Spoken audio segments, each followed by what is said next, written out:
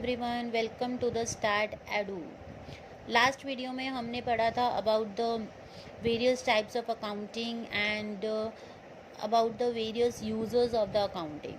आज हम पढ़ेंगे about the advantages and the uses of accounting and limitations. अगर आपने मेरी पुरानी वीडियोस नहीं देखी हैं तो मैं आपको उनका लिंक आई बटन में दे दूँगी और नीचे डिस्क्रिप्शन बॉक्स में भी दे दूँगी। आप प्लीज़ वहाँ पे विज़िट करके देख लीजिएगा। तो हम अपना आज का सेशन शुरू करते हैं। फर्स्ट है हमारा एडवांटेजेस या आप कह सकते हो यूजेस। हम अकाउंटिंग को कहाँ कहाँ यूज़ कर सकते हैं। So the first one is helpful in management of the business. आप अपने बिजनेस को कैसे मैनेज करते हो उसमें अकाउंटिंग की ज़रूरत होती है। जैसे कि प्लानिंग में आपकी हेल्प करता है, डिसीजन मेकिंग में करता है, कंट्रोलिंग में करता है। ठीक है, तो ये सब चीज़ें आप मैनेजमेंट के वक्त पे अकाउंटिंग को यूज़ कर सकते हो। It's provide complete and systematic record. ये जो है आपको पूरा का पूरा कंप्लीट और सिस्टम वाइज जो है, डेट वाइज जो है आपको रिकॉर्ड प्रोवाइड करता है। ये आपको प्रॉफिट और लॉस के बारे में भी इंफॉर्मेशन देता है। Information regarding a financial position, आपकी क्या इन प्रेजेंट में, फ्यूचर में या पास्ट में जो है आपकी क्या फाइनेंशियल पोजीशन रही है या होने वाली है, इसके बारे में भी आपको बताता है। Enables the comparative study. इसके पास जो है हिस्टोरिकल रिकॉर्ड्स भी होते हैं जिसकी वजह से आप कंपैरिजन भी कर सकते हो। तो कंपैरेटिव स्टडी करने के लिए भी ये बहुत ज़्यादा ज़रूरी है। Helpful in the assessment of the tax liability. ठीक है, ये बहुत ज़रूरी है ये पता करने के लिए कि हम टैक्स भरने के लिए लायबल हैं कि नहीं है, या फिर हमें कितना टैक्स भरना है, कितना इनकम टैक्स भरना है, कितनी जीएसटी हमें भरनी पड़ेगी।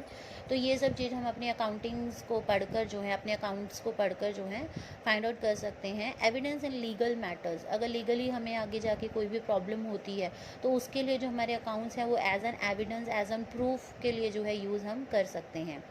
फैक्सिलिटेड sale of the business. In future अगर हम बिज़नेस को सेल करना चाहते हैं या हम किसी और बिज़नेस को ख़रीदना चाहते हैं तो उसके लिए भी हमें अकाउंटिंग इन्फॉर्मेशन की ज़रूरत होती है, क्योंकि कोई भी हमारा बिज़नेस फर्दर परचेज़ करेगा तो वो हमें अपनी पुरानी अकाउंटिंग इन्फॉर्मेशन उसको प्रोवाइड करनी पड़ेगी ताकि वो फर्दर वो अपने बिज़नेस को अच्छे से चला सके।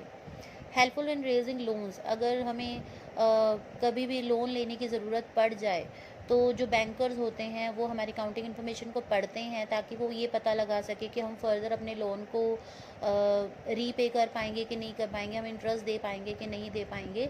तो लोन्स लेने के लिए भी हमें अकाउंटिंग की ज़रूरत पड़ती है।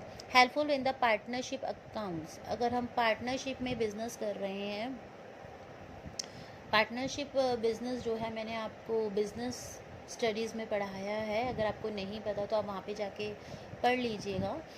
पार्टनरशिप अकाउंट्स में क्या होता है, पार्टनरशिप मतलब जब आप दो या दो से ज़्यादा पर्सन जो है आपस में मिलकर काम करते हैं, ठीक है, तो उनके अलग अलग अकाउंट्स होते हैं। आपका एक पार्टनर अलग खर्चे या नुकसान कर रहा है, दूसरा पार्टनर अलग कर रहा है, तो वो क्या क्या काम करते जा रहे हैं वो सब चीज़ें भी आपकी जो है आपकी अकाउंटिंग में रिकॉर्ड होती हैं और उसके हिसाब से आप अपने अलग अलग पार्टनर्स के अकाउंट्स को मैनेज कर सकते हो। Helpful in the prevention and the detection of the errors and the frauds. ठीक है, हेल्प करता है कि आपके जितने भी एरर्स हुए हैं या जितनी भी आपके से गलतियाँ हुई हैं, कोई आपके साथ फ्रॉड हुआ है, आप उसको डिटेक्ट कर सको, उसको प्रिवेंट कर सको, ठीक कर सको, उसके लिए भी आपकी अकाउंटिंग की ज़रूरत पड़ती है। तो these all are about the advantages and the uses of the accounting. अब किसी चीज़ की एडवांटेजेस हैं तो कुछ ना कुछ तो लिमिटेशंस भी होंगी। ठीक है, तो अब हम पढ़ेंगे about the limitations of the accounting. First one is influenced by the personal judgement. जो आपकी अकाउंटिंग होती है वो पर्सनल जजमेंट के बेसिस पे बनी होती है, क्योंकि देखो हर किसी के अपने अलग अलग मेथड होते हैं अकाउंट्स फॉलो करने के लिए या रिजल्ट्स को निकालने के लिए। तो वो हो सकते हैं सबके अपने अपनी अपनी खुद की पर्सनल जजमेंट के बेसिस पर होते हैं, तो उनमें कोई ना कोई प्रॉब्लम हो सकती है, सबके अपने अलग अलग रिजल्ट आएंगे तो वहाँ पर दिक्कत आ सकती है।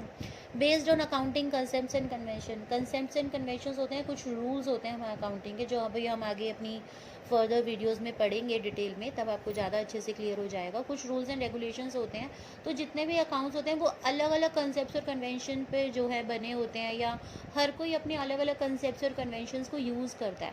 तो हो सकता है हमने पिछले साल कोई और कंसेप्ट यूज़ किया, अब की बार हमने एक नया कंसेप्ट लगाने की कोशिश की, चलो इस कंसेप्ट से हम अपने अकाउंटिंग करके देखते हैं।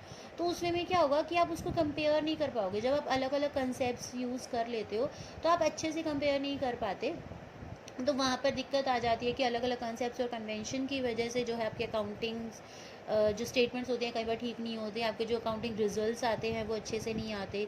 इनकम्प्लीट इन्फॉर्मेशन, इससे के जो है आपकी इनकम्प्लीट इन्फॉर्मेशन भी मिलती है। क्यों? क्योंकि हम सिर्फ क्वांटिटेटिव जो मनी फॉर्म में जो ट्रांजैक्शन थे हम सिर्फ उनको रिकॉर्ड कर रहे हैं, हम क्वालिटेटिव बेसिस की तो इन्फॉर्मेशन रिकॉर्ड ही नहीं करते। हमने क्या अचीव किया, कितने अवार्ड लिए, हमने हमने अपनी जो प्लानिंग है उसको कैसे चेंज कर दिया, हमने अपना मैनेजमेंट कैसे चेंज किया, हम ये सब चीज़ें तो करते ही नहीं।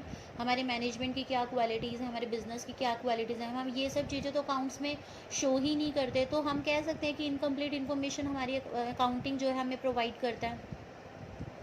Omission of the qualitative information आ ही गया फर्दर कि क्वालिटेटिव इन्फॉर्मेशन का जो है बिल्कुल भी नहीं होती, ख़त्म होती है इसके अंदर।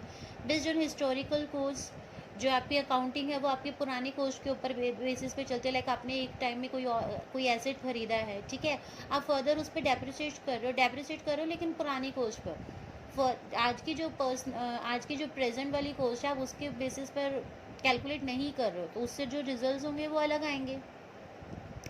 Affected by the window dressing खिड़की वाला वो नहीं है ये विंडो ड्रेसिंग, या फिर वो विंडो शॉपिंग नहीं है जो बाहर बाहर से देख के कर लेते हो।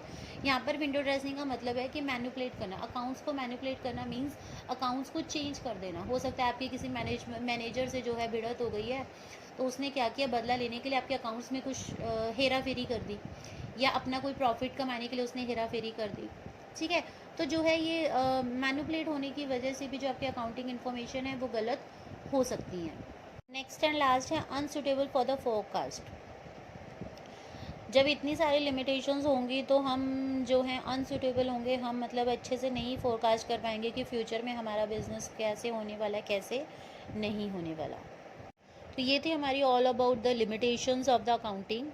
अब हम पढ़ेंगे कि जितने भी हमारी अकाउंटिंग इन्फॉर्मेशन है उसके कुछ अगर हम क्वालिटेटिव करेक्टरिस्टिक्स को अपना लें तो हमारी अकाउंटिंग इन्फॉर्मेशन और भी अच्छे से हो जाएगी। तो वो क्वालिटेटिव करेक्टरिस्टिक्स आपकी क्या क्या है? सब first is the reliability means कि जो आपकी इन्फॉर्मेशन है वो फैक्चुअल और वेरीफाइबल होनी चाहिए। वेरीफाइबल मतलब कि आप उसको किसी भी उससे वेरीफाइड कर सको, जिस भी डॉक्यूमेंट से आपने उसको कैरी आउट किया, जैसे कि cash memos, purchase invoices, sale invoices. Variability से जो है आपके ट्रूथफुलनेस के बारे में पता लगता है, आपकी सच्चाई के बारे में पता लगता है।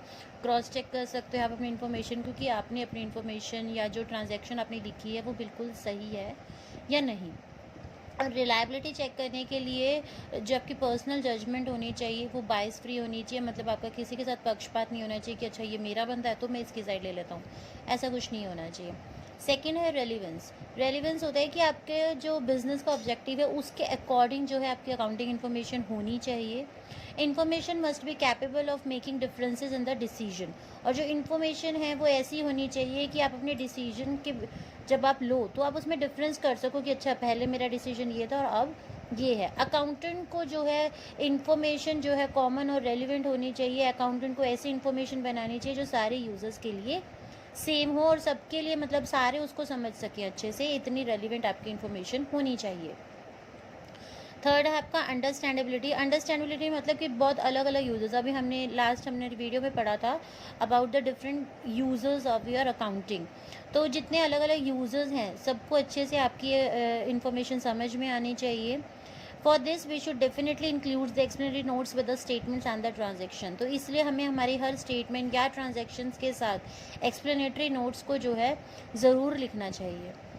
फोर्थ वन इज़ कंपैरेबिलिटी आपकी प्रॉफिटेबिलिटी, आपको कितना हुआ है, आपकी फाइनेंशियल पोजीशन क्या है, इससे रिलेटेड आप अपने ही अकाउंट्स को अपने पास्ट के अकाउंट्स के साथ कंपेयर कर सको या अपने कॉम्पिटिटर्स के अकाउंट से कंपेयर कर सको, तो आपकी इन्फॉर्मेशन उसमें होनी चाहिए। नेक्स्ट है फेथफुल प्रेजेंटेशन। आपकी प्रेजेंटेशन ऐसी होनी चाहिए कि सब उस पर भरोसा करें। टाइमलीनेस, आपकी जितनी भी इंफॉर्मेशन है वो टाइमलीनेस होता है समय सीमा मतलब समय के साथ साथ जो जिस वक्त हुई है वो उसी वक्त लिखी होनी चाहिए, आगे पीछे नहीं होनी चाहिए। न्यूट्रलिटी होनी चाहिए आपकी इन्फॉर्मेशन में, मतलब कि विदाउट एनी पार्शियलिटी होनी चाहिए। और कंप्लीटनेस, और पूरी होनी चाहिए। एक आधी भी इन्फॉर्मेशन अगर आपकी छूट जाती है तो जो आपकी प्रॉफिटेबिलिटी बनती है या फाइनेंशियल पोजीशन करते हो उसमें थोड़ा बहुत फ़र्क आपका आ सकता है। तो ये था, this is all about the qualitative characteristics of the accounting information. I hope आपको मेरा आज का सेशन अच्छा लगा होगा। So please like, share and subscribe my channel. Thank you, bye.